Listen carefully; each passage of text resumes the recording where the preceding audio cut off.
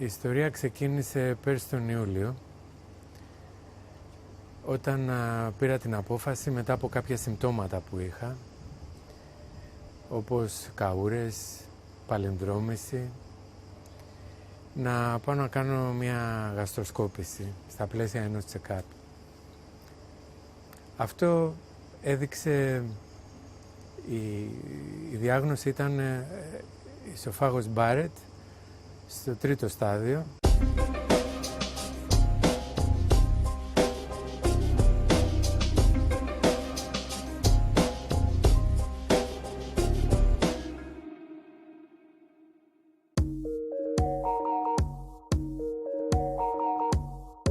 Esophageal cancer can develop anywhere along our food pipe, or else known as the esophagus.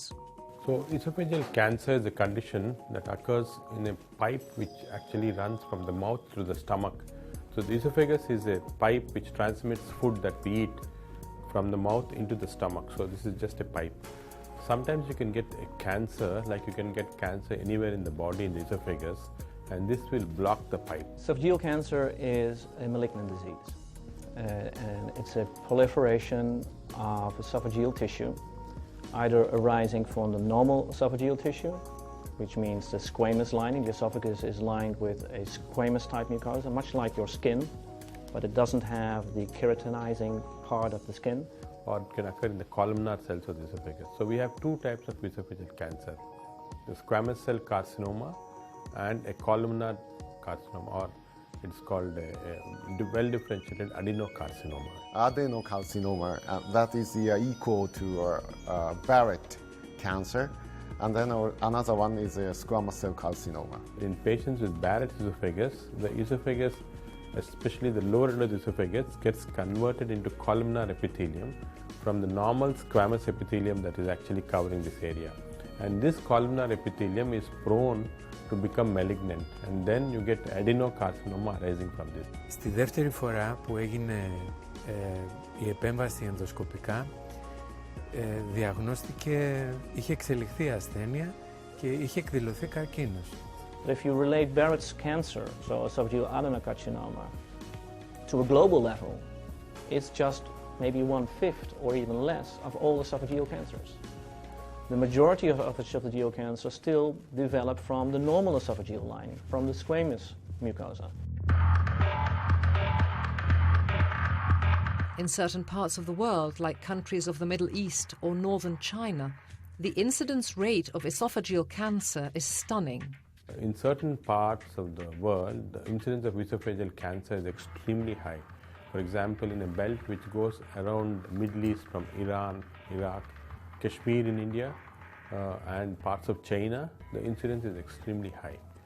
But in certain parts, for example, in the southern hemisphere, like in Australia, southern parts of India, and southern parts of Europe, the incidence is much less. In the Western world, generally adenocarcinoma, that is a Barrett, generally Barrett cancer is very popular in the Western world. And the Asian countries, the squamous cell carcinoma, we have a lot. Esophageal adenocarcinoma has increased pretty dramatically over the last 4 or 5 decades. The incidence rate has increased about 600%. So although in absolute numbers esophageal adenocarcinoma is maybe a 1/6 or an 1/8 of that of colonic cancer, it's the cancer with the fastest rising incidence in the Western world. Esophageal cancer kills a lot of people every year. About 15,000 people in the United States die per year because of esophageal cancer. So there are cities in China where millions of people live where they don't have a cancer hospital, but they have an esophageal cancer hospital. A hospital where they only do esophageal cancers, and where they do 1,000 to 1,500 esophagectomies a year. Women tend to be less vulnerable to the complications of reflux as compared to men. They're found to have less Barrett's esophagus than men, and we're also finding that they suffer less from esophageal cancer than men. It also varies based upon the races. It's much higher in the Afro-American race, for example, and much less in the white races. So there's a difference incidence based upon the geography, the race, and this is probably genetically related and also environmentally related. Chronic irritation of the esophagus may contribute to certain DNA changes that cause esophageal cancer. There are many risk factors that have been identified with esophageal cancer. For example, smoking is one of the most important risk factors which has been identified. People who excessive alcohol, not moderate but excessive alcohol, can cause reflux and cause esophageal cancer. Squamous cell carcinoma, so most of them are based on alcohol intake. And then alcohol intake too much, and then cause a chronic inflammation of the esophagus, and then finally become a squamous cell carcinoma. There's certain areas have their particular risks. So there's areas in Iran, Iraq, where they drink their tea at an extremely high temperature, so hot that you and I would barely be able to do that. And some people think that that's related together with what's in their food and with the internal milieu of the esophagus, that then triggers their higher rate of esophageal cancer. There's areas in China where they preserve their food in a particular way. Εκείνη την περίοδο συνειδητοποίησα ότι η διατροφή μου όλα αυτά τα χρόνια ήταν λάθος. Δηλαδή θα έλεγα ότι μάλλον έτρωγα όλα τα λάθος πράγματα. Τηγανιτά, κοκκινιστά, έτρωγα το βράδυ περισσότερο, όλη την ημέρα σχεδόν δεν έτρωγα τίποτα, αναψυκτικά και μαζί με το στρες όλα αυτά μου δημιούργησαν αυτό το πρόβλημα. Similarly, certain types of foods which is eaten in the Middle East area, that are bread which may contain certain radioactive material related to uranium can also cause esophageal cancer. There's areas where we think it's more related to the way people live indoors in their houses with no chimneys in their house and no ventilation. So maybe together with poor oral hygiene, these carcinogenic factors are being swallowed down and then are more or less stick to the esophageal lining and there cause their carcinogenic effect. In addition to this, there's of course a genetic predisposition that can occur in esophageal cancer. But most important is, I think, among all the etiological or environmental factors is smoking, which is clearly shown to be associated with esophageal cancer.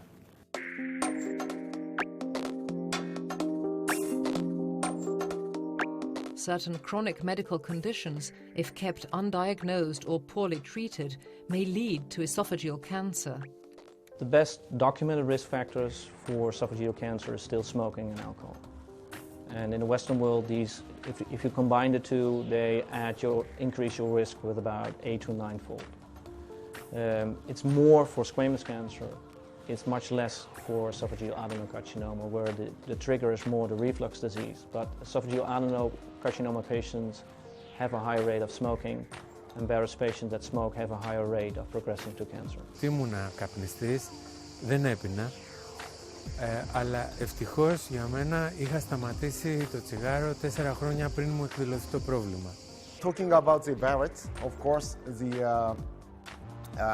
gastroesophageal reflux disease, that is a reason why becoming the Barrett.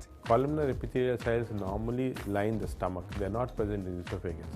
But if the columnar epithelium comes into the lower part of the esophagus, we call this a Barrett's esophagus or columnar metaplasia. And this Barrett's esophagus is a change in the lining of the esophageal wall to another kind of tissue. It's almost like the skin becomes a bit harder, if you will. There are two types of Barrett's esophagus. One is the short segment, in which this columnar epithelium is less than 3 centimeters, and the long segment, which is more than 3 centimeters.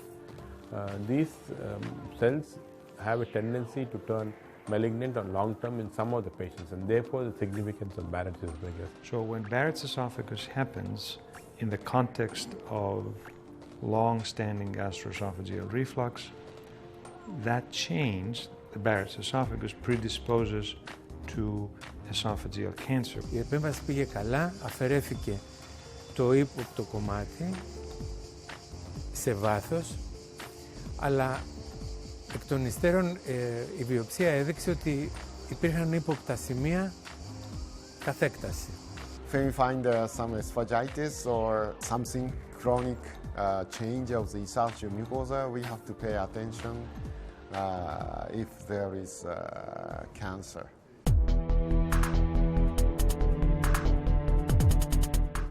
Early esophageal cancer typically causes no signs or symptoms. At a later stage, and as a tumor has progressed, symptoms like dysphagia, bleeding or pain should alert the patient. Τα συμπτώματα ήταν για κάποιους μήνες, καούρες συνεχείς και μία αίσθηση ότι το στομάχι μου, ότι στην κοιλιά υπάρχει κάτι σκληρό. Well, early signs of cancer, of the cancer process itself, are virtually absent. The cancer needs to grow to a certain volume before the esophagus gets obstructed and passage of food gets disturbed and patients experience symptoms. This is an unfortunate thing with esophageal cancer, that there are no early symptoms. Very often the early symptoms are only in form of mild heartburn, occasional dysphagia, but symptoms are very few. Generally, in advanced cancer, so patients complain the difficulty of swallowing, dysphagia. That is a major symptom. But early stage cancer, so there is no symptom. And early symptoms may be that sometimes passage of food may cause pain. So early squamous cancer, odinophagia, so pain during swallowing, is in several studies an early symptom. So the most common symptom is dysphagia, there's difficulty in swallowing, by which time the tumor has already spread to the surrounding areas. Αυτό που κυρίως με ταρακούνησε ήταν το βράδυ ότι μου ήρθαν γαστρικά υγρά στο στόμα και αυτό με φόβησε. The average patients for early cancer, they don't have a single cancer-related symptom. They may have symptoms related to the reflux disease, they may have some vague symptoms, or they were already under a surveillance program that allowed us to find the cancer at an asymptomatic stage. So that's one of the frustrations we have. We have a disease with an increasing incidence, and we have an outcome of that disease that we can't find based on symptoms. Λόγω της δουλειάς μου, επειδή δεν έχω πολύ ελεύθερο χρόνο, το αμέλησα και δεν πήγα άμεσα. Το αντιμετώπιζα με μαλόξ, με τέτοιου είδους φάρμακα. Μέχρι που, όπως σας είπα, τον Ιούλιο πήρα την απόφαση να κάνω τη γαστροσκόπηση για να δω τι πραγματικά συμβαίνει. The gold standard for the diagnosis of esophageal cancer is endoscopy. However, in recent years, the adoption of new techniques has given physicians more options for accurately screening esophageal cancer. Advanced cancer is very easy to detect. So because a big tumor, so easy to detect. Our target is a detection of the early cancer. Endoscopic examination is the most important, particularly high-risk patient. In the early days, we used to do a barium X-ray to make a diagnosis, but that comes very late. Treatment at this stage is not very useful. But nowadays, with the advent of endoscopy, especially the high-definition magnification endoscopies that we have now, has made the diagnosis earlier. And in addition, these endoscopes have what is called image enhancement. So we can actually magnify a suspicious area, apply narrowband imaging to this, and make this diagnosis very early. Squamous cell carcinoma, so it's relatively easy. Using image-enhanced endoscopy such as NVI or something, we can identify the region as a brownish area on an esophageal mucosa, so we can easily identify it. Many of these patients, a CT scan will have to be done to see if there's a regional spread to the lymph nodes or to the liver. So diagnosis is fairly easy and accurate, and very often diagnosis is made early if the patient comes to us with an early symptoms. But unfortunately, as I said, very often the symptoms are late. The only way to catch these patients early is by screening techniques. And how do you do screening? We do screening in people who have a very high risk for this disease. So we identify what are the risk factors. For example, we know that Barrett's esophagus has an increased risk, especially long segment Barrett's. Screening then should either be done by trying to find patient factors. How do we identify the patient that may have a Barrett's, that may need screening? Or in China, for instance, how do we find a patient that has esophageal cancer? Or increasing the number of endoscopies that we do, or finding a tool that we can use without doing an endoscopy. So swallowing a capsule, swallowing a sponge on a string that you can remove and that you can then investigate. So all of these methods, in a nutshell, allow us to define if that reflux has caused any damage to the esophagus or has led to complications such as Barrett's esophagus or esophageal cancer. And especially the screening can also be done for patients who have a family history of cancer, because genetically we know this can occur. But also it's very important that for squamous cell carcinoma, unfortunately, we haven't still identified specific risk factors. So what we do is, especially in areas with high prevalence of this squamous cell esophageal carcinoma, we do actually screening which involves the whole population. To use endoscopy in an effective way, we need to pre-select our patients. That is acceptable to patients, generates low costs, and pre-selects those patients. Then we would still need the endoscopy to diagnose the cancer by taking a biopsy, and then to proceed with to risk stratify patients for subsequent treatment. Even more sophistication in diagnosis is coming with addition of other diagnostic techniques endoscopically, like confocal endomicroscopy. With confocal endomicroscopy, we can make an endoscopic diagnosis at the level of microscopy. Similarly, endocytoscopy. With endocytoscopy, we can make a diagnosis of the pathology at a very, very early stage.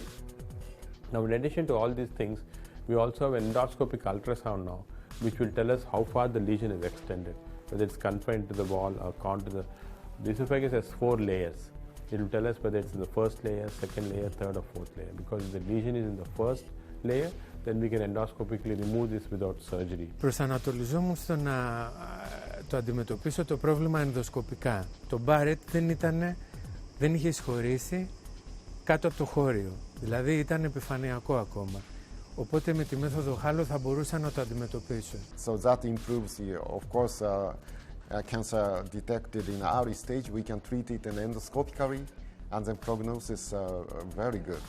So that is our target.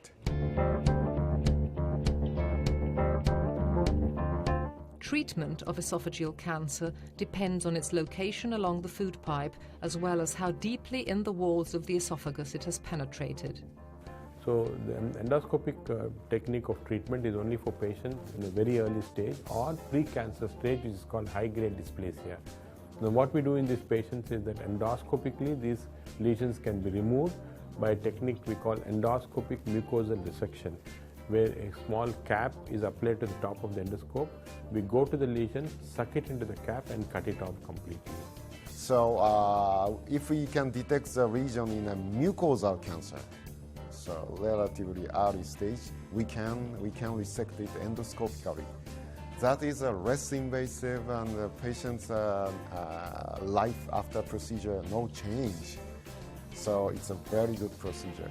And that is generally a combination of endoscopic resection techniques, either based with cap techniques or with ESD, submucosal dissection techniques, which are generally more complicated but allow the endoscopist to remove the lesion en bloc.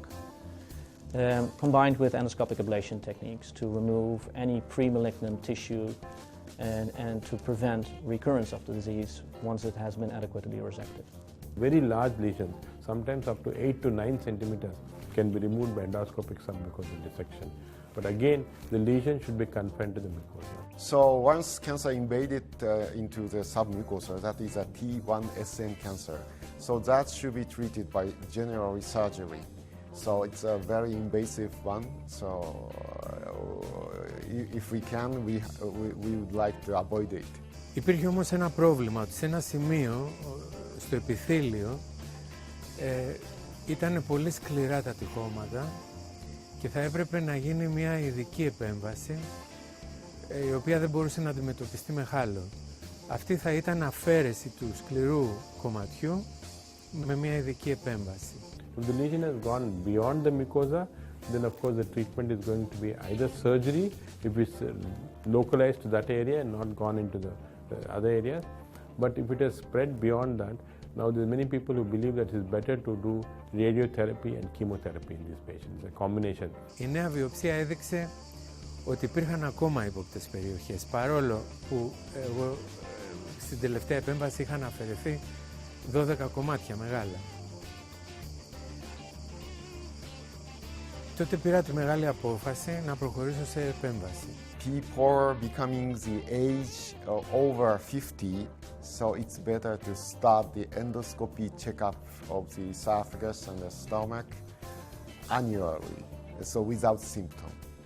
Then we strongly hope to detect the early stage cancer, and then we can easily treat it by endoscopy. Η επέμβαση πήγε εξαιρετικά. Σε 15 μέρες βγήκα από το νοσοκομείο, σε καλή κατάσταση. Έπρεπε να προσέχω τη διατροφή μου, οπωσδήποτε, να τρώω μικρά γεύματα, πολλές φορές την ημέρα, αλλά κατά τα άλλα όλα πήγαν κατευχήν. Once the patient goes to a stage which is beyond the mucosal stage, the 5-year survival rates are not very large. They come to only about 30%, 40%. Whereas if it is confined to the mucosa, the 5-year survival rate is 95%. So early diagnosis is key in these patients. With compliance to certain lifestyle modifications, anyone can lower the risk of developing a cancer in the esophagus. Talking about the prevention becoming the cancer, so adequate regular exercise that works very well. Reduce the alcohol consumption, and then also stop smoking. For general population, what is important is it has been shown that esophageal cancer can be prevented or incidence can decrease by certain lifestyle changes. A decrease in obesity would be very important, so the reflux doesn't occur and Barrett's has decreased. Similarly, I think certain food substances which are known to cause cancer. Basically, I think prevention is healthy lifestyle, stopping smoking, moderation in other things like alcohol, and having a very high vegetable-based diets are helpful in decreasing the incidence. Well, the best prognosis for cancer you get if you would be able to move down at the stage of diagnosis. So I think that's the main aim. So either prevent the disease, find it at an earlier stage, and then do organ-preserving treatment. I think in some patients where we know, for example, that what is the risk factor or etiology, then you can of course prevent this. And we know, for example, that in Barrett's esophagus, we can follow these patients very early and treat them. In patients who have a family history of multiple cancers, family cancer syndromes, again, they can be screened and prevented. If we were to find out people who have Barrett's esophagus, even if they have no symptoms, early on, by doing, let's say, a screening assessment, either by endoscopy or other methods, if we could identify those people who are bound to develop esophageal cancer down the line, I think we would make significant progress in the field. Όταν έχουμε κάποια συμπτώματα, γιατί σε αυτή την ασθένεια είναι πολύ ελαφρά, ήπια πολύ τα συμπτώματα, δεν θα πρέπει να εφησυχάσουμε, θα πρέπει να εξεταστούμε και να μην το φοβηθούμε, γιατί η πρόληψη είναι που σώζει, όπως και στην περίπτωσή μου.